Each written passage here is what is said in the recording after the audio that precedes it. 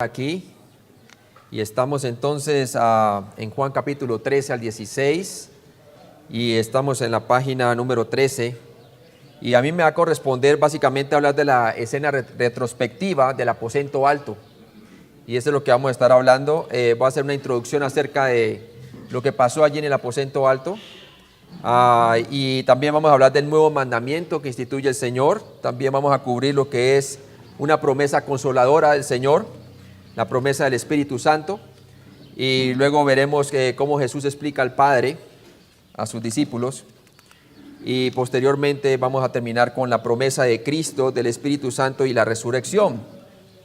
Entonces vamos allí, por favor, a hacer un recuento primero acerca del libro de Hechos, y nos dice entonces que el libro de Hechos, hemos estudiado que el autor es Lucas, ¿verdad? Lucas escribió el libro de Hechos, tanto su evangelio de San Lucas y también el libro de Hechos a Teófilo, ¿verdad? Y lo bueno es que va en orden cronológico y por eso nos da el orden de lo que es el Nuevo Testamento, cómo se puso junto, ¿no?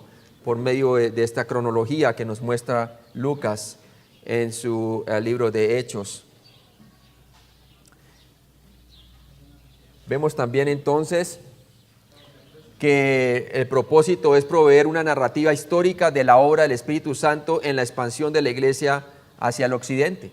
Empezó en Jerusalén, Judea, Samaria y hasta el resto del mundo. Es la obra del Espíritu Santo a través de los apóstoles y a través de los creyentes.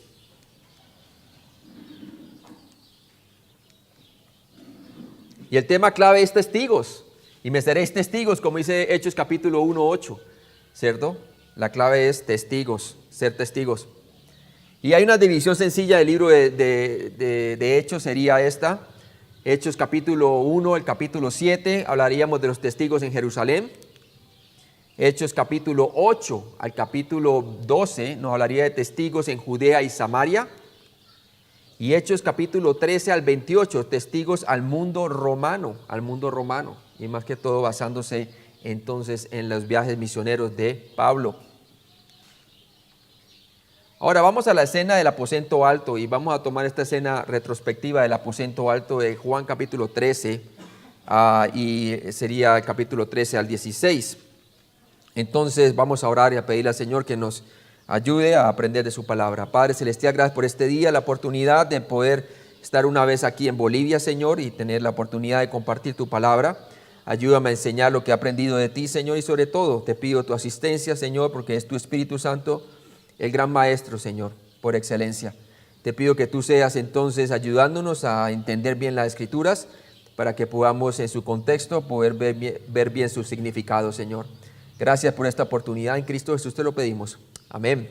Entonces vemos ahí claramente que la escena retrospectiva del aposento alto, y vamos a empezar entonces con una introducción. ¿Por qué incluimos esta enseñanza aquí?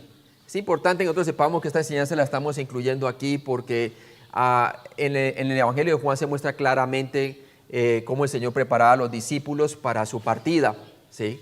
Y para la venida del Paracleto, del Espíritu Santo, para que así de esa manera los discípulos se prepararan para lo porvenir. Entonces nos muestra claramente un trasfondo de cómo entonces se iba a formar la iglesia a través de la obra del Espíritu Santo, empezando con los apóstoles. Entonces, ¿por qué incluimos esta enseñanza aquí?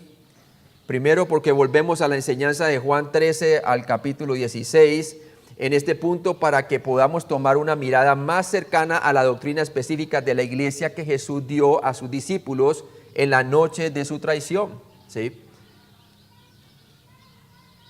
Nosotros deliberadamente excluimos este material del currículo, del panorama de la vida de Cristo, así que lo incluimos aquí, porque las palabras del Señor nos ayudan a entender el ministerio del Espíritu Santo en la iglesia y en el mundo de hoy. Acuérdense que mientras el Señor moraba con ellos, el Espíritu Santo estaba con ellos, pero Él prometió que el Espíritu Santo iba a estar en ellos, dentro de ellos. Entonces iba a ser una nueva dispensación y eso iba a ocurrir con el nacimiento de la iglesia, con el día de Pentecostés.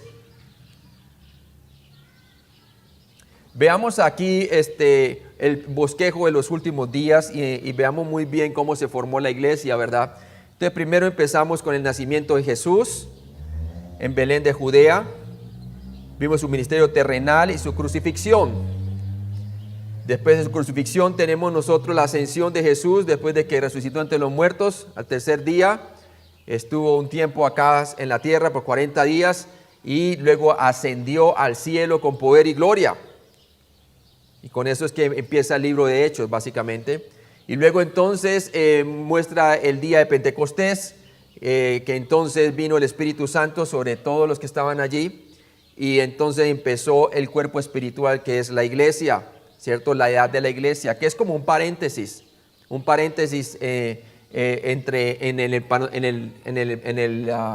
la cronología de Dios para la historia, ¿verdad? Estaba trabajando con la nación de Israel, pero debido al rechazo de Israel, entonces ahora empezaría lo que es la iglesia, ¿verdad? La iglesia, un cuerpo espiritual. Entonces es la edad o la era de la iglesia. La iglesia, entonces, hermano, quiero que sepamos que era un misterio, y es importante que hagamos este énfasis, porque mire lo que dice, por favor, allí, por favor, en Efesios 3, del 5 al 6. Y vamos a ver que la iglesia era un misterio, y quiero que lo leamos ahí en Efesios capítulo 3, del 5 al 6. Un misterio no revelado antes, ¿verdad? Y nos dice la palabra de Dios allí, si ustedes van conmigo. Efesios capítulo 3, del 5 al 6, dice: misterio que en otras generaciones no se dio a conocer a los hijos de los hombres, como ahora es revelado a sus santos apóstoles y profetas por el Espíritu. Mire que a los apóstoles y a los profetas ¿de qué? Del Nuevo Testamento. Estamos hablando aquí de la iglesia. Dice que los gentiles son coherederos y miembros del mismo cuerpo y copartícipes de la promesa en Cristo Jesús por medio del Evangelio. Son parte del mismo cuerpo, refiriéndose a quién, de la iglesia, ¿sí?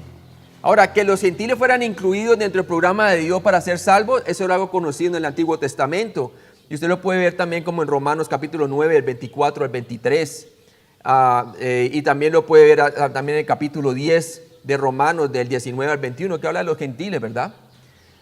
Pero el misterio está en que Dios iba a hacer un nuevo cuerpo espiritual en donde los gentiles iban a ser incluidos junto con los judíos y harían parte de lo que es un nuevo ente espiritual, que es la iglesia. La iglesia. Entonces por eso hablamos de eso. También otra referencia está en Colosenses 1, por favor. Vamos allí en Colosenses capítulo 1, del 26 al 27.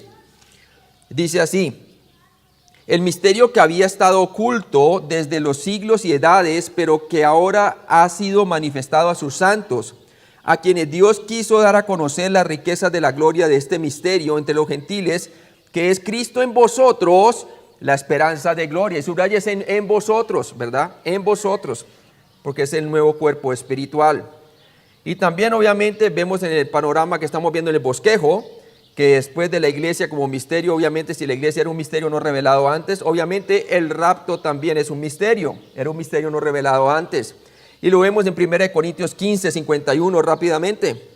1 Corintios 15, 51, por favor. Vamos rápidamente. 1 Corintios 15, 51 y 52.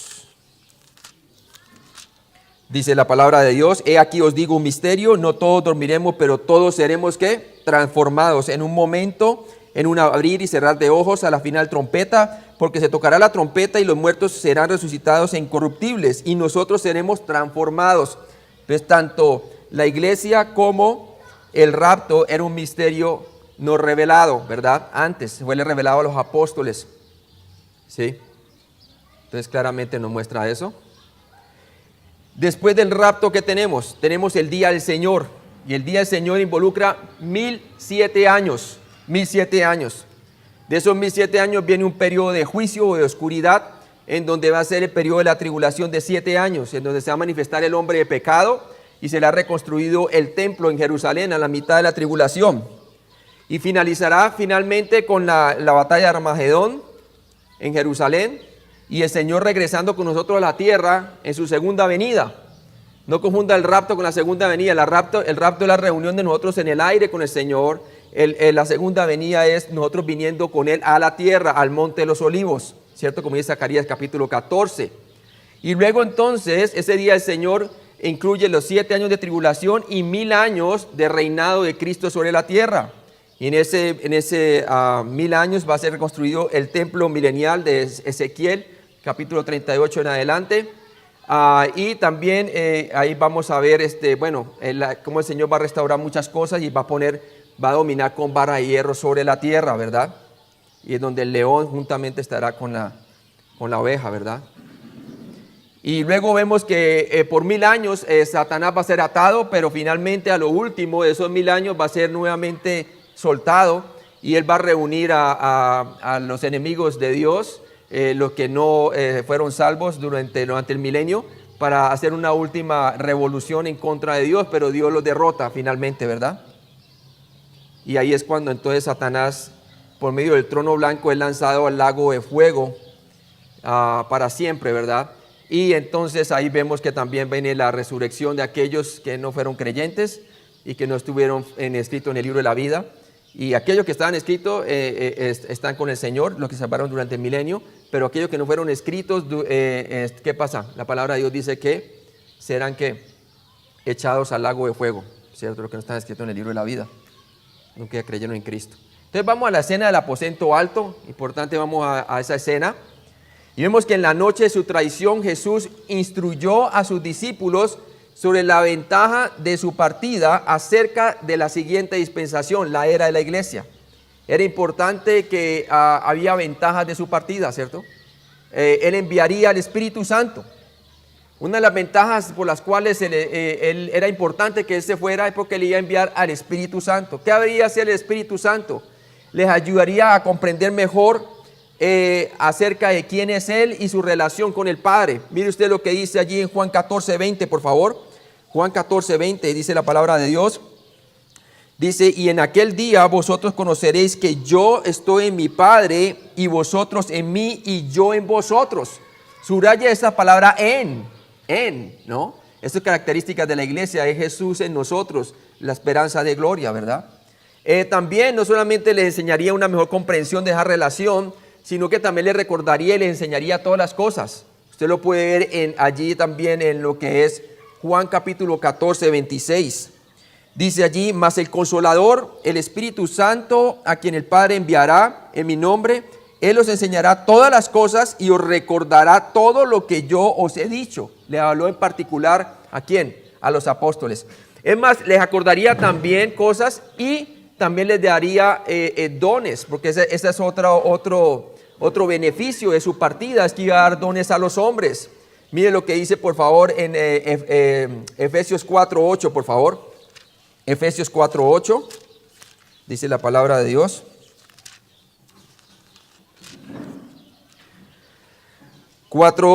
Nos dice, por lo cual dice, subiendo a lo alto, llevó cautiva la cautividad, hablando en la cruz, en la crucifixión, y ya subiendo a lo alto en su ascensión, y dio dones ¿a quién? A los hombres. ¿Para qué le serviría estos dones a los apóstoles, sobre todo? Para continuar con el don de profecía y que el Señor le revelaría las cosas por venir, ¿cierto? Mire lo que dice Juan 16, por favor, Juan 16:13. Juan 16:13 nos dice la palabra, pero cuando venga el Espíritu de verdad, Él os guiará a toda, ¿qué? La verdad. Porque no hablará por su propia cuenta, sino que hablará todo lo que oyere y os hará saber las cosas que habrán ¿de qué? De venir. Hablando de la profecía, el don de la profecía que tenían ellos, ¿verdad? Entonces claramente nos muestra allí la función, porque era importante que el Señor partiera, enviaría a su Espíritu Santo, tendría una mejor comprensión de su relación con el Padre y el Hijo, Jesucristo, su completa labor redentora al lado del Padre, sentado a la diestra del Padre, le recordaría, les enseñaría y les daría el poder para testificar. Hechos capítulo 1, versículo 8, y recibiréis poder cuando venga sobre vosotros el Espíritu Santo. Y me seréis testigos que en Jerusalén, Judea, Samaria y el resto del mundo. Entonces les dio poder para testificar, ¿verdad? Y también otra importancia de por qué él debería de partir sería que él intercedería por los creyentes a la diestra del Padre, ¿cierto? Como dice primera de Juan 2:1, que abogado tenemos delante del Padre a Jesucristo el Señor. Y también prepararía un lugar en el cielo para que donde Él está nosotros también estemos. Y lo vamos a ver más tarde en Juan capítulo 14, moradas eternas allá en el cielo, ¿verdad? Entonces, aunque los discípulos estaban confundidos por muchas de las palabras que de Jesús, ellos entenderían mejor cuando el Espíritu Santo viniese, ¿sí? Había algunas cosas que ellos no entendían y le van a entender después. También se lo dijo a Pedro, ¿cierto? Lo que yo hago, tú lo entenderás después. Hay muchas cosas que ella entender después con el Espíritu Santo. Ella tener una mayor revelación de lo que el Señor les había dado, ¿verdad? Gran parte de la primera epístola de Juan, primera de Juan, es un comentario sobre el mensaje del Señor en el aposento alto, la noche en que fue traicionado, ¿verdad? Y vemos algunas cosas, por lo menos como dice primera de Juan 1, por favor, del 3 al 4. Vamos a primera de Juan 1, del 3 al 4. Primera de Juan 1, del 3 al 4. Y nos dice el propósito por el cual fue escrita la primera de Juan. Dice, lo que hemos visto y oído, eso anunciamos para que también vosotros tengáis, ¿qué? Comunión. Fue escrito para que podamos tener comunión, ¿cierto? Con nosotros. Y nuestra comunión nuevamente, verdaderamente es con el Padre y con su Hijo Jesucristo. Y vemos cómo también el Señor, mientras los preparaba a ellos, les habla de que Él es la vid y vosotros los pámpanos, ¿verdad? Y que nosotros, si permanecemos en Él, llevaremos fruto. Porque apartados de Él, nada podemos hacer, ¿verdad? Entonces, claramente hay una gran correlación entre la primera epístola de Juan y lo que estamos viendo ahora de la escena del aposento alto. El entendimiento de Pablo de la vida cristiana refleja claramente las enseñanzas de Jesús en el aposento alto. En las epístolas, los apóstoles ampliaron aún más las enseñanzas de Jesús acerca de la forma correcta de vivir como un creyente en la nueva era de la iglesia. El Señor no solamente vino a ser creyentes, a ser personas que creyeran en Él, sino también a ser de creyentes que pudieran vivir una vida en abundancia, ¿cierto? Yo he venido para que tengan vida y la tengan en abundancia. Entonces les está enseñando a depender de ¿quién? A depender de que Él se le haga ser el Espíritu Santo y de su palabra que estaba por ponerse completa, ¿verdad? Por medio de la compleción del canon de la Escritura. Comenzaremos entonces con Juan capítulo 13, 31, el cual siguió a la salida de Judas del aposento alto y marcó un cambio en el tono y la conversación de Jesús. Por favor, ¿lo lees, hermano? Entonces, cuando hubo salido, dijo Jesús, ahora es glorificado el Hijo del Hombre, y Dios es glorificado en él. Entonces vemos muy claramente que le dice allí, como él dijo el hermano, entonces ahora hubo salido Jesús, hubo salido ya cuando ya salió Judas, ¿verdad? Dijo Jesús, ahora es glorificado el hombre, el Hijo del Hombre, y Dios es glorificado en él. Porque para eso Él vino ¿a qué? A glorificar al Padre, y para que el Padre sea glorificado a través de Él, ¿sí? Las dos cosas son ciertas. Ahora, veamos de qué manera. Jesús habló directamente a estos 11 creyentes, dándoles verdades adicionales que las entenderían más plenamente con la venida del Espíritu Santo. Entonces comienza a hablar unas verdades que ellos necesitan saber, pero que luego el Espíritu Santo se las va a confirmar de una manera clara, ¿verdad? Entonces en Juan 13, del 31 al 35, vemos allí el nuevo mandamiento que les da a los discípulos, ¿verdad? Les va a enseñar a ellos cómo amar. Ya era hora de prepararlos, ya estaba llegando la hora de su partida, por lo tanto ellos deberían de vivir como Él vivió, ¿cierto? Para que de esa manera el mundo pudiera saber que eran sus discípulos. Entonces vemos el nuevo mandamiento y vamos a leer, por favor, hermanos, del 31 al 35 de Juan 13. Entonces, cuando hubo salido, dijo Jesús, ahora es glorificado el Hijo del Hombre, y Dios es glorificado en él. Si Dios es glorificado en él, Dios también le glorificará a sí mismo, y enseguida le glorificará. Hijitos, aunque estaré con vosotros un poco, me buscaréis, pero como dije a los judíos, así os digo ahora a vosotros, a donde yo voy, vosotros no podéis ir. Un mandamiento nuevo os doy, que os améis unos a otros, como yo os he amado, que también os améis unos a otros. En esto conocerán todos que sois mis discípulos, si tuviereis amor los unos con los otros. Ahí está, si tuvieres amor los unos por los otros. Entonces, usted mira aquí el cambio de tono. Aquí vemos que está saliendo Judas Iscariote de allí, ¿cierto? Se enfoca el Señor con los 11 discípulos y ahora les da este nuevo mandamiento, ¿verdad? Y les da este nuevo mandamiento para que el mundo sepa de que ellos son sus discípulos. Ahora, también vemos aquí que claramente el Señor cambia el tono de su conversación, ¿sí? Ahorita entonces el tema ahora cambiaría hacia la gloria de Dios. Era el momento en donde Jesús sería glorificado, ¿cierto? Desde la perspectiva humana, es importante que nosotros veamos, la muerte de Cristo sería una obra sumamente ofensiva que envolvería el sufrimiento y la humillación indecible, ¿verdad? Pero desde la perspectiva divina sería la revelación de la gloria de Dios. Acordémonos que la revelación de la gloria de Dios está en Jesucristo, no solamente en su persona, sino en su obra, ¿sí? Y en su obra Él iba a glorificar al Padre. Y el Padre iba a glorificar al Hijo por medio de su obra que iba a hacer por nosotros. Jesucristo iba a morir por nuestros pecados conforme a las Escrituras y se iba a levantar entre los muertos conforme a las Escrituras. Es más, esa es una revelación de la gloria de Dios. Cuando estudiamos el libro de Romanos, vimos en Romanos 1:17 que dice, porque el Evangelio, la justicia de Dios se revela por fe y para fe, como está escrito, mas el justo por la fe vivirá. ¿Cierto? Se revela por fe y para fe. Por fe somos salvos, pero continuamos para vivir por esa misma fe en nuestra vida cristiana, ¿sí? Nuevamente la cruz viene siendo el foco, el Evangelio es donde usted y yo vamos a encontrar el foco de nuestra identificación. Y es importante que tenga eso en cuenta porque el Señor va a mostrar a los discípulos cómo tomar su cruz. Quiere decir identificarse, ¿cierto? Identificarse muertos al pecado y vivos para con Él diariamente, para que puedan ser sus discípulos, para que puedan ser sus seguidores, ¿cierto? Y para que puedan soportar toda prueba, hermano, ¿sí? Obviamente eso nos va a tocar mucho a nosotros. Entonces el nuevo mandamiento. Y el nuevo mandamiento envuelve un amor superior al amor que los hombres dan. Es un amor sacrificial como Él estaba a punto de demostrar en la cruz. Lo estaba preparando a ese amor incondicional sobre el cual Él iba a tomar el pecado de todo el mundo y iba a resucitar entre los muertos. Y es más, iba a orar por los transgresores. Entonces lo estaba preparando Él a ellos de esa manera, ¿verdad?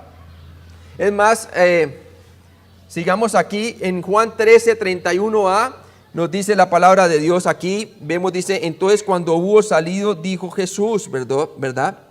Ahora es glorificado el Hijo del Hombre. Entonces después que Judas salió a traicionar a Jesús, el Señor Jesús comenzó a enseñar a los discípulos verdades adicionales. Y vemos que aquí el Señor entonces va a ser glorificado, Y es importante que nosotros veamos lo que dice el Salmo 76:10. Salmo 76:10, por favor. Ciertamente la ira del hombre te alabará, tú reprimirás el resto de las iras. Entonces dice, ciertamente la ira del hombre te alabará. Quiere decir, como dice en la Biblia de las Américas, redundará en tu gloria, ¿sí? Y el Señor se va a glorificar en aquel sacrificio que iba a hacer en la cruz, ¿cierto? Quizás algunos lo tomarían como que ahí iba a ser vencido el Señor, ¿verdad? Pero en realidad el Padre iba a ser glorificado porque por medio de su muerte y resurrección iba a traer la gloria al Padre, ¿verdad? Ahora mire también lo que dice la palabra de Dios, dice, tú reprimirás el resto de las iras. En la Biblia de la América dice, los que escapen de tu cólera te alabarán, dice la palabra de Dios, ¿sí? Todos aquellos que iban a poner su fe en Cristo, ellos iban a escapar de la ira y del juicio de Dios. Acordémonos que fue en la cruz en donde Jesús nos juzgó a toda la humanidad, nos juzgó en Él, en Cristo, ¿verdad? El que cree en Él tiene vida eterna, pero el que rehúsa creer en Él no era la vida, sino que la ira de Dios permanece en Él, dice en el griego, ¿sí? Entonces es tremendo ver que nosotros hemos alcanzado la gracia de Dios debido al sacrificio de Cristo y nosotros haber puesto nuestra fe en Él. Entonces lo estaba preparando. En Juan 13:31b y el 32 nos dice allí, le dice la palabra de Dios, dice, y Dios es glorificado en Él. Si Dios es glorificado en Él, Dios también le glorificará en sí mismo y enseguida le glorificará, ¿sí? Vemos que Jesús usó el nombre mesiánico Hijo del Hombre, como dice Daniel 7:13. El Hijo del Hombre cuando se le acerca al anciano de días, hablando al Padre, ¿verdad? Y entonces nos habla claramente de que ese es su nombre mesiánico. ¿Para qué? Para enfatizar su humanidad. el elemento clave de los eventos que pronto conducirían a su glorificación. Él iba a morir como hombre en la cruz, ¿cierto? Cargaría todos nuestros pecados, el justo por los injustos para llevarnos a Dios. Al que no conoció pecado, Dios le hizo pecado para que fuésemos hecho justicia de Dios en él. Entonces vemos muy claramente la obra de Cristo allí en la cruz, ¿verdad? Pero también nos dio un ejemplo en su humanidad. Filipenses 2, del 8 al 9, por favor, hermano. Y estando en la condición de hombre, se humilló a sí mismo, haciéndose obediente hasta la muerte y muerte de cruz. Por lo cual Dios también le exaltó hasta lo sumo y le dio un nombre que es sobre todo nombre, para que en el nombre de Jesús se doble toda rodilla de los que están en los cielos y en la tierra y debajo de la tierra, y toda lengua confiese que Jesucristo es el Señor, para gloria de Dios Padre. Eso, para que todo el mundo confiese que Jesús es Dios, para la gloria de Dios el Padre, ¿verdad? Y mire que muestra que cómo Él se humilló a sí mismo, haciéndose obediente hasta la muerte, ¿sí? Y ese era el ejemplo que Él iba a dar de su amor entrañable por sus discípulos y por todos aquellos quienes todavía no eran salvos o que iban a ser salvos a través de la palabra de ellos, ¿verdad? Entonces Jesús no solamente fue una persona que habló, sino que vivió lo que habló. Fue una persona que hablaba con autoridad porque lo que decía lo cumplía, ¿verdad? Y Él iba a cumplir ya entonces lo que era el sacrificarse por nuestros pecados en la cruz. Juan 13:33, por favor. Hijitos, aún estaré con vosotros un poco. Me buscaréis, pero como dije a los judíos, así os digo ahora a vosotros. A donde yo voy, vosotros no podéis ir. Ahí está. El Señor les está anunciando que hay un sitio en donde ellos no podían ir. Pero obviamente le seguirían después, ¿verdad? Pero la cruz era un lugar en donde Él iba a morir solo. Sí. Era un lugar donde iba a morir solo y en donde Él mismo podía hacer una obra que ningún hombre jamás podría hacer por sí mismo. Y es salvarnos de nuestros pecados, ¿verdad? Jesús hizo una obra perfecta en esa cruz. Entonces vemos en Juan 7, del 33 al 34, nos dice, entonces Jesús dijo, todavía un poco de tiempo estaré con vosotros e iré al que me envió. Me buscaréis y no me hallaréis. Y a donde yo estaré, vosotros no podréis venir. ¿Sí? En Juan 13, 34, por favor. Un mandamiento nuevo os doy, que os améis unos a otros, como yo os he amado, que también os améis unos a otros. Que también os améis unos a otros. Entonces primero les muestra la obra que Él iba a hacer, ¿verdad? Y luego entonces les da el mandamiento, ¿sí? O sea, el Señor enseñó con ejemplo, ¿verdad? Su vida fue un ejemplo. Y a través del ejemplo es que los discípulos pudieron aprender de Él, ¿verdad? No solamente fue el estar sentado y escuchando lo que decía, sino que también su vida fue el mismo ejemplo para ellos. Entonces vemos que Jesús sabía con exactitud lo que acontecería. Sabía lo que pensaría con Judas, lo que pasaría con Judas, quien lo traicionaría. Sabía en este momento lo que pasaría con Pedro como creyente, quien lo negaría. Y también, hermanos, sabía la situación que se le vendría, ¿verdad? Pero ¿sabe una cosa? Nunca dejó de amarles. Nunca dejó de amarles. ¿Sí? Es una enseñanza para nosotros como creyentes de que nosotros debemos de amar tanto a aquellas personas quienes nos traicionan como a aquellas personas que son creyentes y nos abandonan en un momento por persecución o porque no quieren caminar como deben de caminar, como Él anduvo, ¿verdad? Y nosotros debemos de amarles incondicionalmente como Él le amó, ¿verdad? Y por eso esta cuestión del nuevo mandamiento, que realmente aquí nos dice, hermano, que estas palabras también estaban en el Antiguo Testamento. Mira lo que dice Deuteronomio 6:5, por favor. Y amarás a Jehová tu Dios de todo tu corazón y de toda tu alma y con todas tus fuerzas. Ahí está. Y también Levítico 19:18, por favor. No te vengarás ni guardarás rencor a los hijos de tu pueblo, sino amarás a tu prójimo como a ti mismo, yo Jehová. Como a ti mismo. Pero aquí Jesús iría un paso más allá. Ya como la obra iba a ser perfeccionada en la cruz y ya ha sido ejemplificada durante sus vidas, les decía que debían de amar a otros como Él los amó. ¿Sí? Ya no amar a los demás como dice aquí, al prójimo como a ti mismo, sino amarlo de la manera como Él nos amó. Un amor superior. El amor de Dios es un amor superior al amor que uno tiene hacia sí mismo, hermano. Es un amor que va más allá y que se requiere del apoyo del Señor. Se requiere de la confianza de la cruz. Se requiere de que nosotros estemos caminando según el Espíritu para que entonces el poder de la cruz se perfeccione en nuestra vida, ¿sí? Podamos perdonar a aquellas personas que nos van a ofender, a aquellas personas que nos van a traicionar, a aquellas personas que van a estar en contra de nosotros, hermanos, ¿sí? Y es más, necesitamos nosotros revestirnos entonces de nuevo hombre, como dice la palabra de Dios. Debemos de nosotros de considerarnos muertos al pecado y vivos para con Dios, para que así la vida de Cristo se manifieste a través de nosotros, ¿sí? Y la gente vea entonces el amor entrañable, no que viene de mí, sino que viene de Jesús a través de mí, ¿sí? Como quien dice, yo soy el pámpano y Jesús es la vid. Y es necesario que las personas vean la vida a través de mí, ¿sí?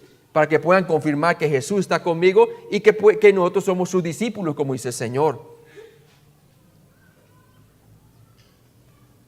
Entonces vemos aquí en Juan 13:35, por favor. En esto conocerán todos que sois mis discípulos, si tuviereis amor los unos con los otros. Si tuvieres amor los unos con los otros. Pero mire, hermanos, que siempre es imposible no tener amor unos por otros si no permanecemos en la vida, hermanos, ¿sí? ¿Por qué? Porque primero viene que nosotros lo amemos de la manera como Él nos ha amado, para que nosotros podamos dar de ese amor a los demás, ¿cierto? En otras palabras, Jesús quiere que nosotros demos a las demás personas del amor que Él nos ha dado, ¿sí? Entonces por eso dice, y en esto conoceréis todos que sois mis discípulos, si tuvieres amor los unos por los otros. Entonces, ¿qué pasa? Habiendo declarado su persona, ahora Jesús declaraba su obra, porque los dos deben de ir juntos de la mano, hermanos, ¿sí? Su persona y su obra, según el plan de arriba. Y vamos a ver eso, hermano, cómo se lleva a cabo. En Juan 13:36, por favor. Le dijo Simón Pedro, Señor, ¿a dónde vas? Jesús le respondió, a donde yo voy no me puedes seguir ahora, mas me seguirás después. Me seguirás después, ¿verdad? Entonces aquí tenemos a Simón Pedro, ¿verdad? Es interesante ver esto. Y vamos a leer esto lo que dice aquí. Dice, la pregunta de Pedro mostró que aún no acababa de entender el propósito de Jesús al venir a la tierra para morir por los pecados del mundo y resucitar al tercer día. Acordémonos que ellos están esperando a quien, al Mesías, ¿cierto? Y están esperando uno que fuera a restaurar el reino a Israel, ¿sí? Y para ellos era a veces difícil entender cómo un Mesías glorioso iba a pasar a ser un Mesías sufriente, ¿sí? Y entonces era difícil para ellos concebirlo. Ahora, era importante que Jesús le exhortó a él, porque nos dice allí en el versículo 36, le dijo Simón Pedro, Señor, ¿a dónde vas? Jesús le respondió, a donde yo voy, no me puedes seguir ahora, mas me seguirás después, ¿cierto? Y entonces vamos a ver cómo se desarrolla eso allí, porque el Señor les va a mostrar muchas cosas. Leamos lo que dice Mateo 16, del 21 al 23, por favor. Desde entonces comenzó Jesús a declarar a sus discípulos que le era necesario ir a Jerusalén y padecer mucho de los ancianos, de los principales sacerdotes y de los escribas, y ser muerto y resucitado al tercer día. Entonces Pedro, tomándole aparte, comenzó a reconvenirle, diciendo, Señor, ten compasión de ti, en ninguna manera esto te acontezca. Pero él, volviéndose, dijo a Pedro, Quítate de delante de mí, Satanás, me eres tropiezo, porque no pones la mira en las cosas de Dios, sino en las de los hombres. Ahí está. Entonces vemos muy claramente cómo Pedro estaba confundiendo el asunto aquí, ¿verdad? Pedro en realidad pensaba solamente en la persona de Cristo, pero estaba olvidando su obra, ¿sí? Y no podemos aislar la una de la otra, hermano. Es necesario, Jesucristo y su obra son Jesucristo mismo, ¿verdad? Entonces, ¿qué pasa? Él quería que Jesucristo estuviese ahí con él, ¿verdad? Lo querían como Mesías, que estuviera ya mismo. Es más, querían, como vamos a ver más adelante, querían saber si el Señor iba a restaurar el reino en ese tiempo, ¿verdad? Entonces estaban enfocados en su persona, pero era importante que se enfocaran en su obra. Y su obra era la cruz, ¿cierto? Y que si él no se enfocaba en su obra, lo que iba a pasar es que entonces Satanás le estaba poniendo la mira no en las cosas de arriba, las cuales estaban siendo reveladas a través del Antiguo Testamento, de que tenía que sufrir, ¿verdad?, antes de entrar a la gloria, sino que estaba poniendo la mira en lo terrenal únicamente, ¿verdad?, no en las cosas de arriba, ¿sí? Y eso es lo que nos puede pasar como nosotros, como discípulos del Señor, lo mismo, cuando comenzamos a pensar en lo terrenal y no pensamos en las cosas de arriba, ¿verdad? Cuando no estamos teniendo comunión con el Señor, obviamente no estamos viviendo la esperanza de gloria en nuestra vida. Teniendo al Señor allí, el Espíritu Santo, el Paracleto allí, pero si nosotros no estamos conectados con el de arriba, no podemos ver las cosas como Dios quiere que nosotros las veamos, ¿verdad? Y muchas veces nosotros los cristianos queremos evadir el sufrimiento por esa cosa, por esa situación, porque ponemos la mira en las cosas de los hombres y no en las de Dios, ¿sí? En las de Dios. Pero en este caso el Señor lo exhortó, porque él le había dicho: Pedro, ten compasión de ti, en ninguna manera esto te acontezca. Pero él le dijo, y volviendo le dijo a Pedro: quítate de delante de mí, Satanás, me eres tropiezo, ¿sí? Yo me pongo a pensar de personas como los reformadores y todas estas personas, quienes muchos de ellos y personas como Tyndale y otras personas que dieron su vida, hermanos, por causa del evangelio, ¿sí? Hermanos, era sencillo nomás negar al Señor y no tendrían por qué padecer. Pero gracias a Dios la palabra la tenemos en el día de hoy con nosotros debido a ellos, porque pusieron su mira en las cosas de arriba, hermano, y no en las de abajo, ¿sí? Consideraron las cosas por venir más valiosas que las temporales de esta vida, como dice en el libro de Hebreos, ¿verdad? Consideraron más los sufrimientos de este mundo, padecerlos, que en realidad de los deleites que esta tierra puede dar, ¿verdad? Y gracias a Dios tenemos una escritura en el día de hoy a causa de ellos, hermanos, ¿sí? Y claro, obviamente el Señor lo dijo: si ahorita pasará, mas mis palabras no pasarán. Pero obviamente el Señor sabía que algunas personas iban a tener fidelidad hacia Él. Y dice: me eres tropiezo porque no pones la mira en las cosas de Dios, sino en las de los hombres. ¿Dónde está tu mira hoy, hermanos? Sí, es importante que nosotros nos examinemos a nosotros mismos en cuanto a eso. Juan 13:37, por favor, hermano. Le dijo Pedro: Señor, ¿por qué no te puedo seguir ahora? Mi vida pondré por ti. Mi vida pondré por ti. Entregaré mi vida a ti, ¿cierto? Quería entregar su vida a Cristo. ¿Sí, ve? Hermano, no, él es el que se entregó por nosotros. Fue Cristo, hermano, ¿sí? Pedro pensaba que él podía hacer algo en su propio esfuerzo. Y cada vez que nosotros queremos hacer algo en nuestro propio esfuerzo, es puro carne, es puro obra de la carne, ¿sí? En cambio, cuando nosotros dependemos del Espíritu, hermano, el Señor va a hacer cosas sobrenaturales a través de nosotros.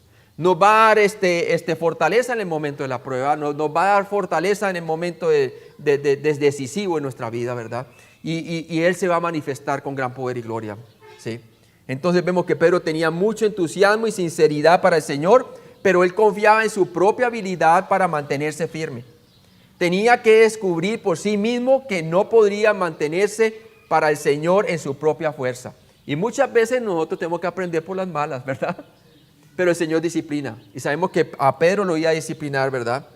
Y era a través entonces como la negación que iba a hacer él, ¿no?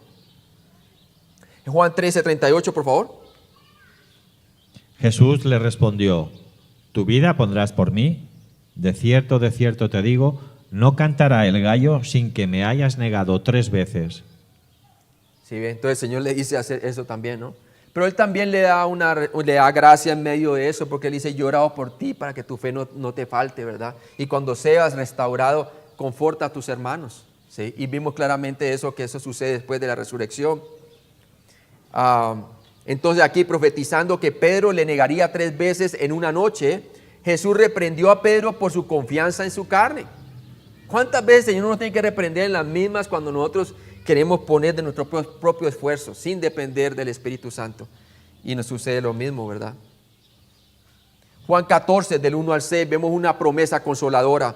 Entonces vemos que el Señor ahora pasa a su escenario de darles una revelación básicamente de lo que Él iba a hacer en la cruz y de lo que iba a significar eso en cuanto a su manera de vivir personal, en cómo iban a ser transformados en su amor en cuanto al Señor, que ellos se iban a dar cuenta qué tanto los había amado a través de su propio sacrificio, que debían de amar a los demás como Él los amó. Ahora pasa entonces a mostrarles que les iba a dar una promesa consoladora para pasar durante todo este periodo, una vez Él partiera al cielo, ¿verdad? Ya está hablando del Espíritu Santo.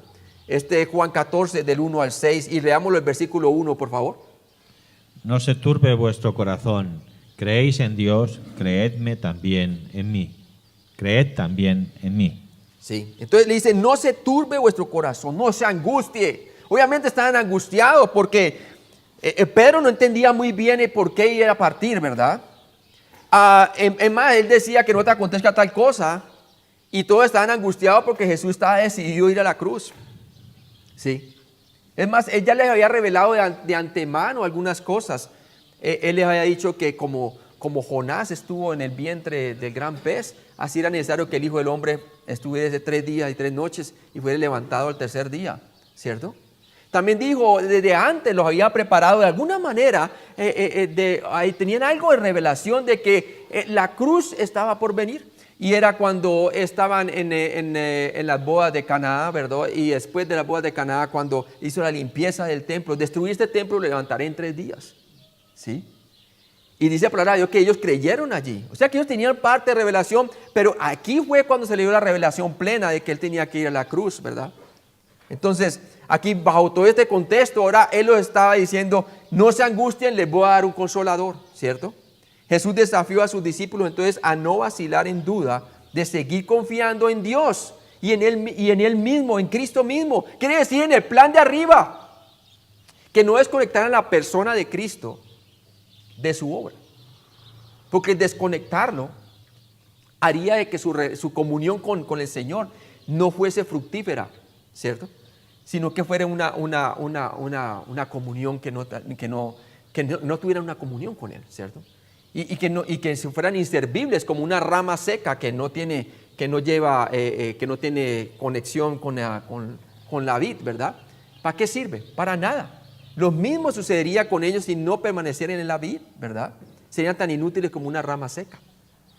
Entonces vemos que el Señor los está fortaleciendo. Entonces vemos que tenemos que pasar por alto la división del capítulo arbitrario aquí para obtener toda la fuerza de las palabras de Cristo, porque ahí está el contexto, lo está preparando. Le está contestando a la pregunta del versículo 36, ¿a dónde vas? ¿Sí? ¿A dónde vas? En el versículo 36 de Juan capítulo 13. Entonces, vemos aquí en Juan 14, del 2 al 3, por favor, ¿lo puedes leer? En la casa de mi Padre muchas moradas hay. Si así no fuera, yo os lo hubiera dicho. Voy pues a preparar lugar para vosotros. Y si me fuere y os preparare lugar, vendré otra vez y os tomaré a mí mismo, para que donde yo estoy, vosotros también estéis. Entonces, miren lo fascinante. En el versículo 1, en la segunda parte dice primero, ¿creéis en Dios? ¿Creéis en Dios? Creed también en mí. Obviamente en ese creed en mí no está hablando de la justificación, porque ya estaban salvos, está hablando de la santificación.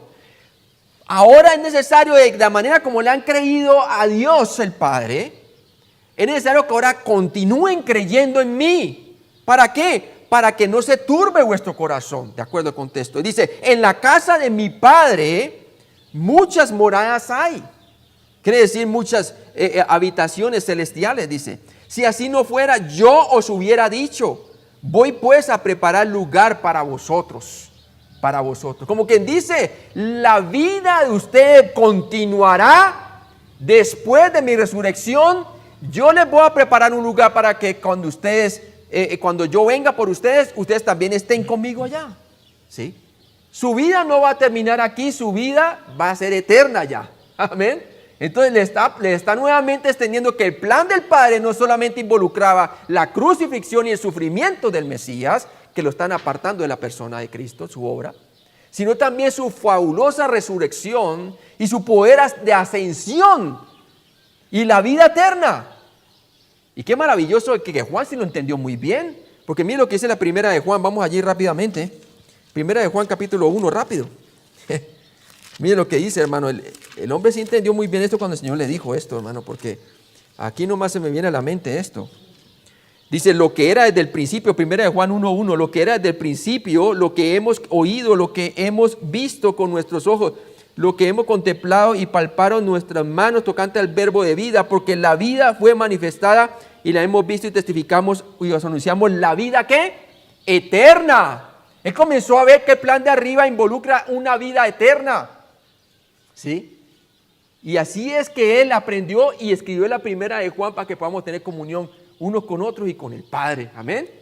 Entonces, bien fascinante ver eso. Continuamos. Jesús diseñó esta promesa del cielo para cambiar el enfoque de sus discípulos de lo temporal a lo eterno. A lo eterno, hermano. Nosotros tenemos que pensar nosotros tenemos que tener una mentalidad con eternidad en perspectiva. Eso es lo que quiere el Señor que tengamos. Y la única manera de tener una mentalidad con eternidad en perspectiva es mirando a Cristo, el autor y perfeccionador de nuestra fe. Amén. Hermano, es la única manera que con gozo fue a la cruz. ¿Por qué? Él estaba mirando cuántas personas iba a traer para la gloria, hermano. ¿Sí? La vida del cristiano es una vida eterna, hermano. Y la vida eterna la podemos gozar cada vez que tenemos comunión con Él. Estamos realmente extrayendo vida de allá y viéndola acá abajo como embajadores. Amén. Entonces, vemos esto bien, el enfoque. Jesús diseñó esta promesa del cielo para cambiar el enfoque de sus discípulos de lo temporal a lo eterno. ¿Sí? Sus palabras contestaron la pregunta de Pedro de Juan 13, del 36 al 37, de ¿a dónde vas? Como lo vimos. La promesa de Jesús de que Él prepararía un lugar en la casa de su Padre para todos ellos alentaría a Pedro, que pronto fallaría miserablemente por negarlo. Y a los discípulos, quienes huirían en pánico, ¿cierto? Excepto Juan. Juan llegó hasta allá, ¿no? Dios promete un hogar celestial para todos los creyentes y Dios siempre cumple sus promesas, ¿sí? Y nuestra fe está en sus promesas y no en las promesas que solamente nos dan fortaleza espiritual terrenal, sino aquellas que vienen de más allá de lo que está por venir, del futuro, ¿verdad? El rapto, la esperanza de gloria, la resurrección de entre los muertos, todo lo que está por venir de acuerdo al panorama profético, ¿verdad? Juan 14 del 4 al 5, por favor. Y sabéis a dónde voy, y sabéis el camino. Y le dijo Tomás, Señor, no sabemos a dónde vas. ¿Cómo pues podemos saber el camino? Entonces aquí dice, Jesús declaró que los discípulos ya deberían saber a dónde iba, ¿cierto? La pregunta de Tomás mostró que aún no habían comprendido plenamente su significado, ¿sí? Obviamente no habían comprendido muy bien su significado, ¿sí? Estaban dejándose a perturbar por las circunstancias y por las noticias que Jesús le estaba dando y no estaban considerándola por la fe, ¿cierto? En la persona de Cristo, la obra que Él iba a hacer. Entonces, ¿qué estaban angustiados y obviamente estaban entonces allí diciendo, y sabéis a dónde voy y sabéis el camino, ¿sí? La dirección de nuestra vida es una persona, hermano, ¿sí? En Jesucristo encontramos la respuesta de toda nuestra vida, hermano. La respuesta de nuestros orígenes, de a dónde vengo yo, por qué existimos, ¿cierto? La respuesta para nuestra moralidad, cómo debo vivir. La respuesta de la eternidad, para dónde vamos antes de morir. La respuesta del destino, ¿verdad? En Él encontramos todas las respuestas, hermano, ¿sí? Y obviamente el plan de Él era hacia el Padre. Y era necesario que ellos lo supiesen. Y ya lo deberían de saber, porque ya Jesús se lo había dicho de múltiples maneras, se lo había dicho nuevamente. Dice, si me fuere y os prepararé el lugar, vendré otra vez y os tomaré a mí mismo. Obviamente una referencia del rapto de la iglesia, es una referencia de que el rapto vendrá primero, ¿sí? El rapto vendrá primero. Vendré otra vez y os tomaré a mí mismo, para que donde yo estoy, vosotros también estéis. ¿Dónde? En el cielo, ¿cierto? Y sabéis a dónde voy y sabéis el camino. Entonces ahí cuando le dice Tomás, Señor, no sabemos a dónde vas, ¿cómo pues podemos saber el camino? Tremendo. Entonces, vemos allí en Juan 14:6, por favor, lees. Jesús le dijo: yo soy el camino y la verdad y la vida. Nadie viene al Padre sino por mí. Es una persona nuevamente, ¿sí? Es una persona quien está le revelando el camino, la verdad y la vida. Y siempre ha sido la persona, desde el comienzo que la conocieron por primera vez, ¿sí? Y aquí vemos a Tomás, hermano, le está diciendo al Señor, muéstranos el camino, ¿cierto? ¿Cómo pues debemos saber el camino? Yo soy el camino y la verdad y la vida. Nadie viene al Padre sino por mí, ¿sí? Es Él el único que venció la muerte y la maldición del pecado y resucitó entre los muertos y se apareció a más de 500 personas a la vez y ascendió al cielo con poder y gloria. Entonces, Él es el camino, la verdad y la vida. No es uno de los caminos, porque solamente Él, el camino, es el único que ha resucitado entre todos los seres vivientes. ¿Por qué? Porque era Dios mismo hecho hombre, 100% Dios y 100% hombre, ¿no? Entonces esta declaración yo soy era una afirmación de ¿qué? De divinidad, que identificaba a Jesús como el único camino a Dios el Padre y que inmediatamente respondía a su pregunta acerca de a dónde iba, ¿sí? Él es Dios mismo, ¿sí? ¿Y dónde es la morada de Dios? En el cielo, ¿sí? Yo soy el camino. A través de su muerte en la cruz y la resurrección de entre los muertos, Jesús abrió el camino al cielo. Primera de Juan 5:13, por favor. Estas cosas os he escrito a vosotros que creéis en el nombre del Hijo de Dios, para que sepáis que tenéis vida eterna y para que creáis en el nombre del Hijo de Dios. Para que creáis en el nombre del Hijo de Dios. Para que tengáis ¿qué? Vida eterna. Para que sepamos que tenemos vida eterna, ¿sí? Obviamente lo demostró a través de su resurrección y ascensión. Yo soy la verdad. Solo Jesús puede mostrarnos el verdadero camino hacia el Padre. Juan 13:1-3, por favor. Antes de la fiesta de la Pascua, sabiendo Jesús que su gloria, que su hora había llegado para que pasase de este mundo al Padre, como había amado a los suyos que estaban en el mundo, los amó hasta el fin.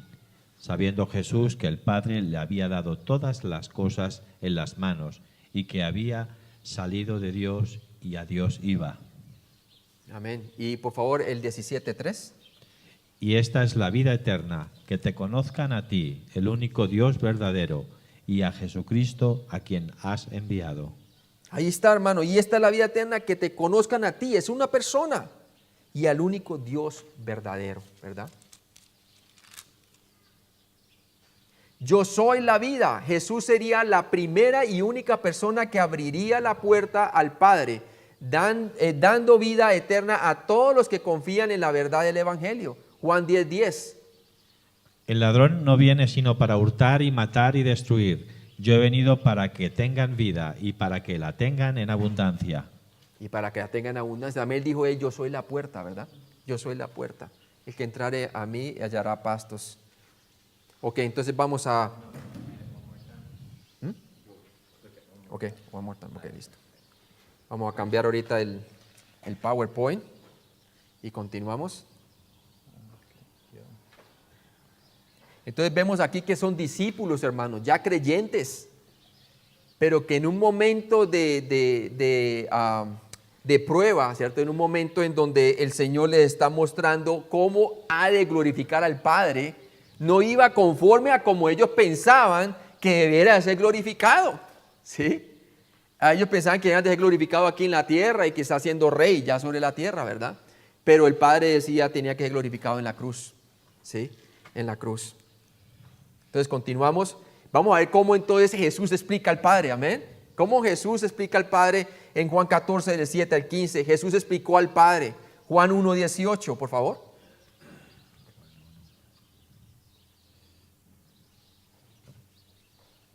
Juan 1:18. Y vamos a ver cómo Jesús explica al Padre.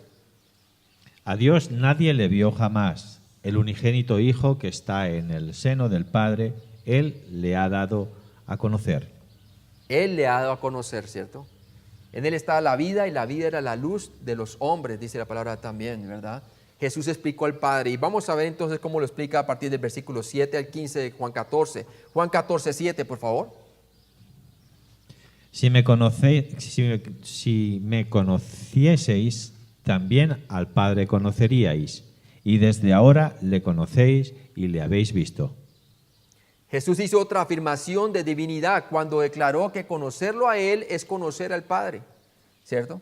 ¿Y qué dice Hebreos 1:3, por favor? El cual, siendo el resplandor de su gloria y la imagen misma de su sustancia, y quien sustenta todas las cosas con la palabra de su poder, habiendo efectuado la purificación de nuestros pecados por medio de sí mismo, se sentó a la diestra de la majestad en las alturas.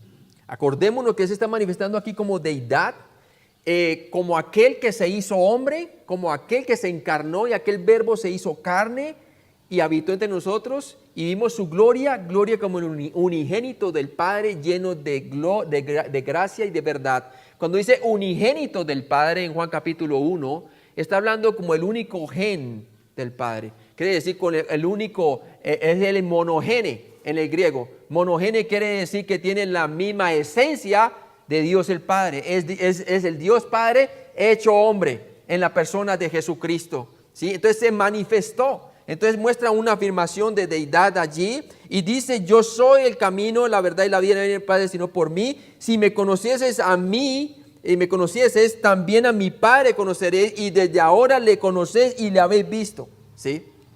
Ahora veamos lo que dice Juan 14:8. Felipe le dijo: Señor, muéstranos el Padre y nos basta. Muéstranos al Padre y nos basta. Estamos hablando de Felipe, el gran evangelista, quien en un principio en Juan capítulo 1 y 2 llevó a otros a Jesucristo. Y hemos hallado al Mesías, el que había sido escrito en las Escrituras, ¿verdad? Y apasionado. Y ahorita está diciéndole al Señor allí nuevamente, Felipe le dijo: Señor, muéstranos al Padre y nos basta, ¿sí? Muéstranos al Padre y nos basta. Entonces vemos que algunos antecedentes históricos nos ayudarán a entender la petición de Felipe, ¿verdad? Él quería verlo en una mayor, mayor gloria, en una mayor revelación, por decirlo así. Juan 14:8 nos dice allí, Felipe le dijo: Señor, muéstranos al Padre, ¿cierto? Cuando Felipe dijo que quería conocer al Padre, él probablemente estaba pensando en el reino. Una época en que todo el mundo conocerá al Señor. Nuevamente estaban enfocados en el reino, ¿sí? En el reino. Y quería ver una manifestación de ese reino, porque obviamente si él ya lo había conocido cuando en Juan capítulo 1 invita a los otros a que lo conozcan a Jesús, ¿verdad? Él quería conocerlo de una manera más profunda, una manera más, por decirle, que se manifieste más su gloria, ¿sí? Pero de la manera como él pensaba, estaba pensando en el reino. Veamos por lo menos Joel 3 del 17 al 21, por favor, ¿qué nos dice? Y conoceréis que yo soy Jehová vuestro Dios, que habito en Sión, mi santo monte, y Jerusalén será santa, y extraños no pasarán más por ella. Sucederá en aquel tiempo que los montes destilarán mosto, y los collados fluirán leche, y por todos los arroyos de Judá correrán aguas, y saldrá una fuente de la casa de Jehová y regará el valle de Sintín. Egipto será destruido y Edom será vuelto en desierto asolado por la injuria hecha a los hijos de Judá, porque derramaron en su tierra sangre inocente. Pero Judá será habitada para siempre y Jerusalén por generación y generación. Y limpiaré la sangre de los que no había limpiado, y Jehová morará en Sión. Entonces muestra muy claramente que sí es verdad que el Señor se iba a manifestar, pero ¿hacia qué profecía mostraba eso? Hacia el siervo de gloria, ¿verdad? Está mostrando al Señor viniendo en gloria, ¿cierto? No al sufriente de la cruz, ¿sí? Entonces él estaba pidiendo una manifestación aquella quizás como el glorioso Mesías triunfante, ¿verdad? También vemos otra referencia como en Juan 6:45 nos dice: escrito está en los profetas y serán todos enseñados por Dios. Así que todo aquel que oyó al Padre y aprendió de él, viene ¿qué? A mí. Hebreos 8, del 10 al 11, por favor.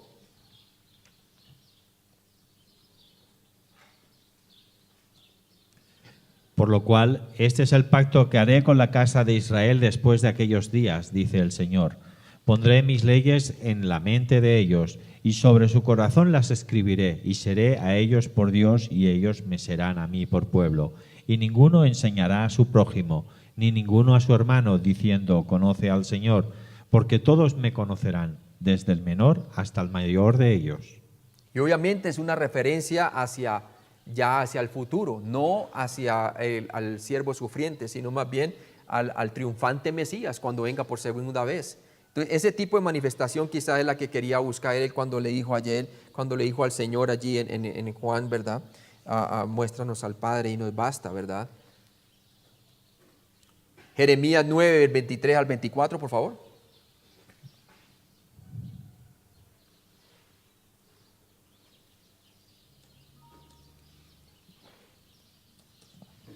Y así dijo Jehová, no se alabe el sabio en su sabiduría, ni en su valentía se alabe el valiente, ni el rico se alabe en sus riquezas, mas alábese en esto el que se hubiere de alabar, en entenderme y conocerme, que yo soy Jehová, que hago misericordia, juicio y justicia en la tierra, porque estas cosas quiero, dice Jehová.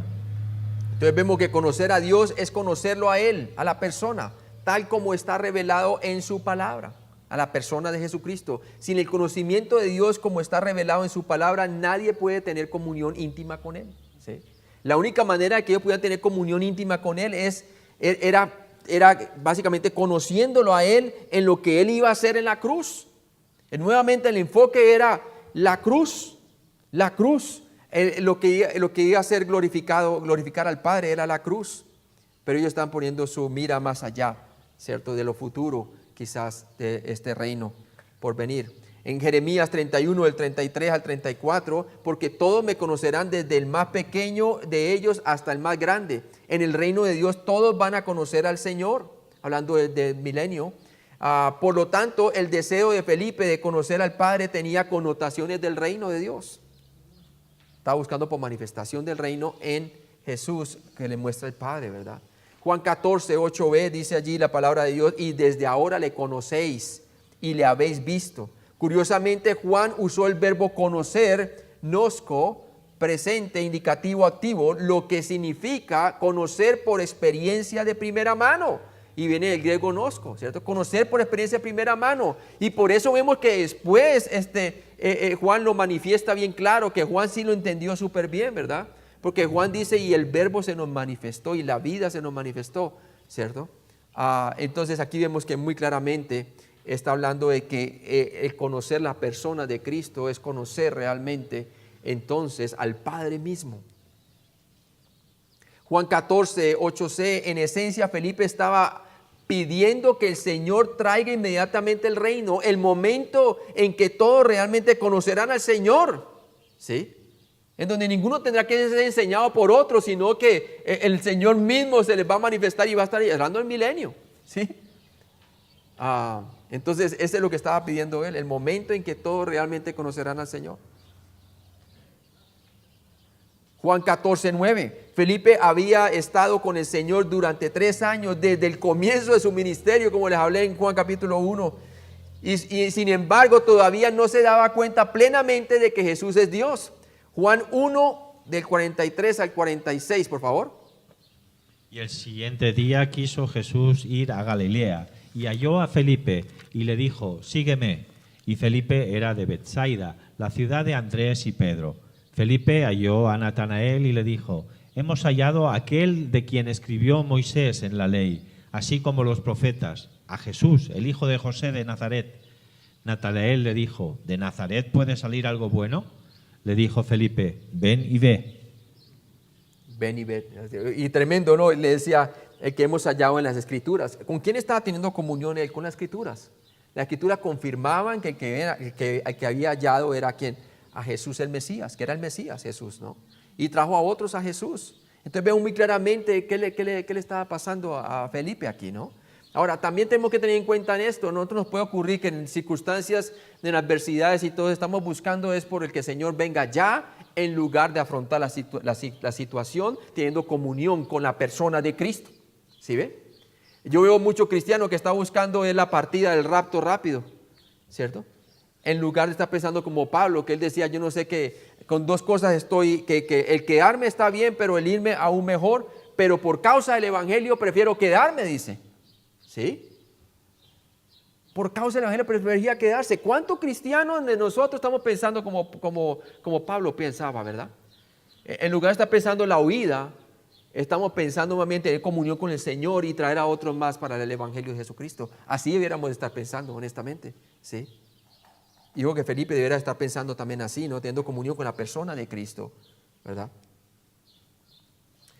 Juan 14:10, por favor. ¿No crees que yo soy en el Padre y el Padre en mí? Las palabras que yo os hablo, no las hablo por mi propia cuenta, sino que el Padre que mora en mí, Él hace las obras. Entonces le está confirmando nuevamente Él como deidad, le está dando fortaleza, ¿sí? De decirles, ¿no crees que yo soy en el Padre y el Padre en mí? Las palabras que yo hablo no las hablo por mi propia cuenta, sino que el Padre que mora en mí, Él hace las obras, ¿sí? Él hace las obras. O sea, que muestra total dependencia en la comunión con el Padre, de tal manera que las obras que el Padre hacía, esas mismas obras Él hizo, ¿sí? Es más, por eso Jesús decía, si no creéis a mí, creéis en las mismas obras. Porque las mismas obras que hacía el Padre, yo las mismas las hacía, ¿verdad?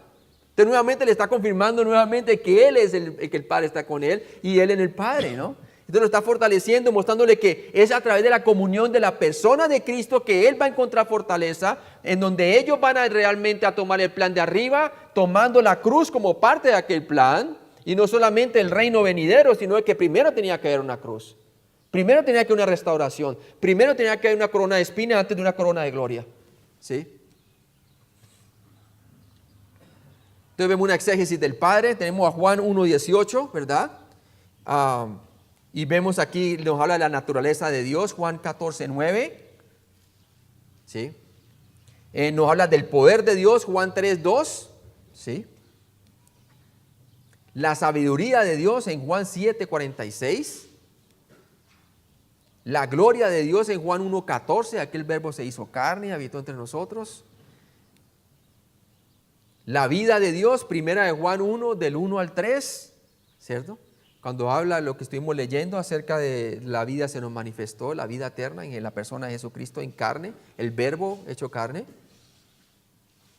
Y el amor de Dios, Romanos 5:8, ¿verdad? ¿Qué nos dice Romanos 5:8, hermano? Vamos a leerlo nuevamente. Romanos 5:8.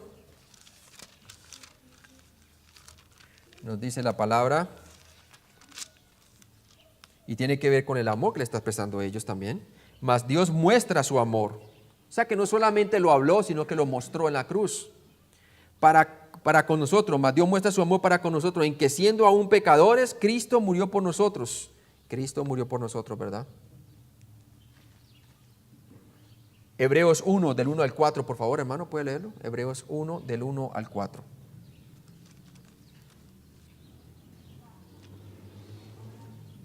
Dios, habiendo hablado muchas veces y de muchas maneras en otro tiempo a los padres por los profetas, en estos postreros días nos ha hablado por el Hijo, a quien constituyó heredero de todo y por quien asimismo hizo el universo, el cual, siendo el resplandor de su gloria y la imagen misma de su sustancia, y quien sustenta todas las cosas con la palabra de su poder, habiendo efectuado la purificación de nuestros pecados por medio de sí mismo, se sentó a la diestra de la majestad en las alturas, hecho tanto superior a los ángeles, cuando heredó más excelente nombre que ellos. Entonces, ver a Jesús es ver a quién, es al ver al Padre. El Padre no tiene otra imagen que Jesucristo, ¿sí? Por eso le decía que el que ve a mí ha visto al Padre, ¿no? Mi Padre y yo uno somos, también dice. Juan 14:11, por favor. Creedme que soy en el Padre y el Padre en mí. De otra manera, creedme por las mismas obras. Ahí está nuevamente, creedme por las mismas obras. Jesús estaba diciendo a Felipe, si tú no crees que yo soy Dios, ¿por qué te digo que yo soy en el Padre y Él en mí? Al menos deberías creer a mi unidad con el Padre basado en mis obras, ¿cierto? Basado en mis obras, porque eran las mismas obras del Padre. Confirmaban que entonces Jesucristo era el Mesías, era Dios hecho carne, el Mesías prometido por las Sagradas Escrituras del Antiguo Testamento. Juan 14, 12, por favor. De cierto os digo, el que en mí cree, las obras que yo hago, él las hará también, y aún mayores hará, porque yo voy al Padre. Jesús declaró que todo aquel que cree en Él haría las obras sobrenaturales que Él había estado haciendo y aún mayores. Y la vemos que al principio, cuando los apóstoles comenzaron a hacer milagros y prodigios, y vamos a verlo en el libro de Hechos, ¿verdad? Vemos muy claramente que confirmaron que realmente las obras que hacían eran las mismas obras que Jesucristo hacía, ¿verdad? Y algunas mayores que esas. ¿Por qué? Porque eran bastantes apóstoles y hacían obras independientes. El Espíritu Santo es una manera por la cual, otra razón por la cual Jesús tenía que ascender, era para que se extendiera el Evangelio a diferentes partes del mundo a través del Espíritu Santo. Él estaba limitado en su cuerpo, ¿verdad? En cambio ahora a través del Espíritu Santo, a través de muchos creyentes, las obras iban a ser gigantes, hermanos, ¿sí?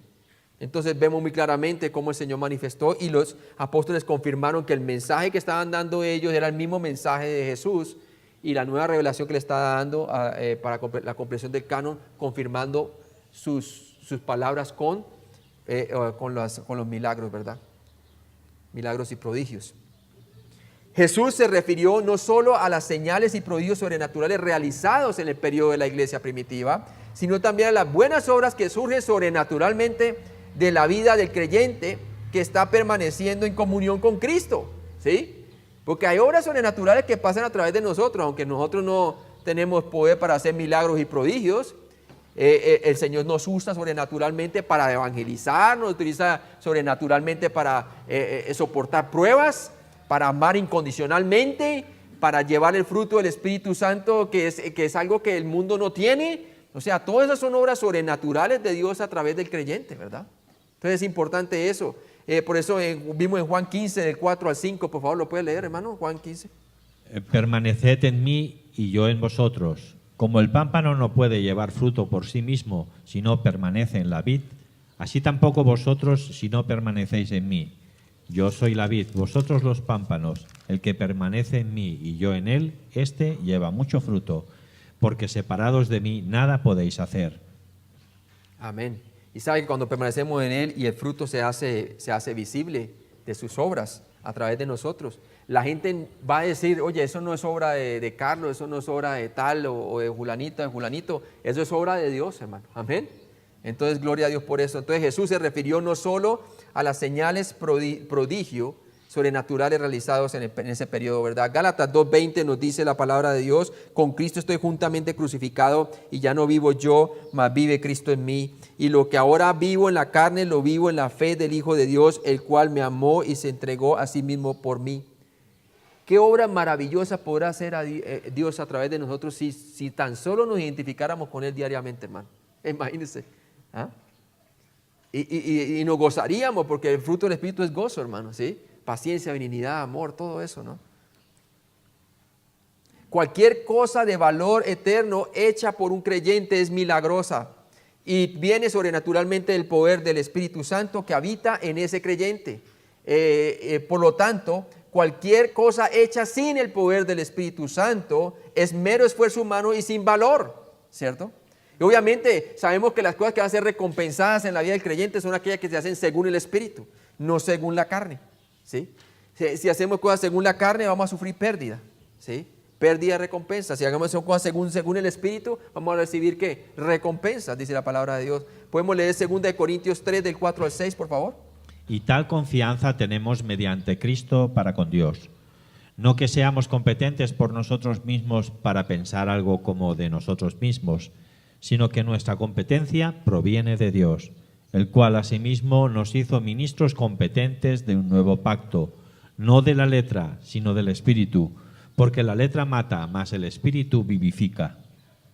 Entonces claramente nos muestra que nosotros somos competentes porque Cristo nos hizo competentes, amén.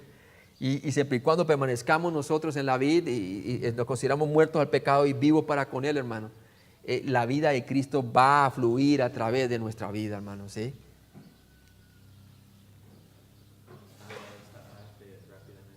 Sí. Ok. Neumatología. Vamos a ver nuestra nueva identificación, ¿verdad? El decir no al pecado es posible mediante nuestra nueva posición en Cristo, hermano. ¿Sí? El Romanos 6, del 12 al 13, por favor, hermano.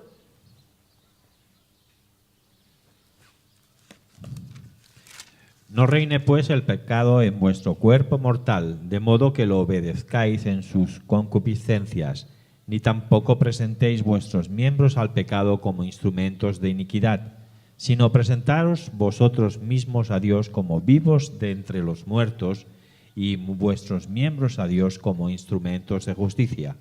Ahí está. Como creyentes en Cristo, ahora escoges tu manera de caminar. Tenemos el privilegio de escoger la manera de caminar. Antes no. Éramos esclavos del pecado antes. Ahorita podemos nosotros escoger. Podemos escoger. Efesios 4, del 17 al 24 nos dice que podemos escoger. Podemos escoger una vida fructífera, ¿verdad? Vemos dos maneras de caminar, entonces producen dos diferentes clases de resultados. Como dice Gálatas 5, el 16 al 26, cuando nos habla que caminamos según el Espíritu y cuando caminamos según la carne, ¿verdad? Entonces nos habla de algo así como podemos ver en esta gráfica, hermano. La producción de fruto, ¿sí? La producción de fruto. Dos formas de andar que producen diferente fruto. La escogencia es nuestra, ¿verdad? En el creyente. Tenemos dos esferas. Tenemos la esfera de la luz y la esfera de las tinieblas. Pero ambos tenemos, por decirlo así, tenemos cuando somos conducidos según el Espíritu, ¿cierto? Pero también podemos ser conducidos según la carne. Pero cuando estamos conducidos según el Espíritu, entonces, ¿qué pasa? La Biblia, estamos caminando por la fe, ¿sí? Porque sin fe es imposible agradar a Dios. Estamos considerándonos muertos al pecado y vivos para con el Señor, de tal manera de que la vida de Cristo comienza a emanarse a través de nuestra vida. Pero que cuando caminamos según la esfera de las tinieblas, estamos siendo conformados al mundo, ¿cierto? Al mundo. Y comenzamos a manifestar entonces lo que se llama, si por un lado, cuando andamos según el Espíritu y por la fe en la palabra de Dios, entonces vamos a manifestar el fruto del Espíritu. Por otro lado, cuando caminamos según la esfera de las tinieblas, vamos a manifestar la carencia de fruto espiritual y vamos a manifestar las obras de la carne, ¿cierto? En Romanos 6, 21 nos dice, pero ¿qué fruto tenéis de aquellas cosas de las cuales ahora os avergonzáis? Porque el fin de ellas es muerte. Y todo lo que produce cuando caminamos según la carne es muerte, separación, una separación a esa comunión que tenemos con Cristo, hermano. Y vamos a manifestar esa muerte, ¿verdad? Y es algo así, hermano. Nosotros tenemos posicionalmente, hemos sido declarados justos delante de Dios, tenemos justicia de Dios, justicia positiva, por decirlo así. Y entonces tenemos para escoger caminar según la carne o caminar según el Espíritu. Cuando caminamos según la carne, mire que nuestra posición seguimos siendo justos delante de Dios, pero no manifestamos la justicia externamente, sino que manifestamos las obras de la carne. ¿Y cuáles son las obras de la carne? Herejías, disensiones, fornicación, adulterio, todas estas cosas, iras, pleitos, envidias, ¿verdad? Y manifestamos que una vida carnal, ¿cierto? Pero esas son las obras de la carne, cosas negativas, hermano, que traen como resultado muerte o separación, ¿no? Ahora, cuando caminamos según el Espíritu, entonces, ¿qué pasa? Vamos a manifestar el fruto del Espíritu, la vida sobrenatural que estábamos hablando, que es amor, gozo, paz, paciencia, benignidad, bondad, dominio propio. El dominio propio es un fruto del Espíritu Santo. No viene de tu determinación, no viene de tu esfuerzo, viene de tu dependencia en Cristo, ¿sí? Por lo tanto, son frutos del Espíritu Santo y ahí es cuando experimentamos nosotros nuestra verdadera santificación en la práctica, ¿verdad? Y eso es lo que el Señor quiere en nuestra vida, ¿verdad? Vamos a parar un momentico allí. Padre Celestial, gracias por este día, Señor, gracias por enseñarnos a través de tu palabra. Ayúdanos pues a depender del Espíritu, Señor, para no satisfacer los deseos de la carne. Te pido pues que tú nos bendigas por el resto de la conferencia. En Cristo Jesús te lo pedimos, Señor. Amén.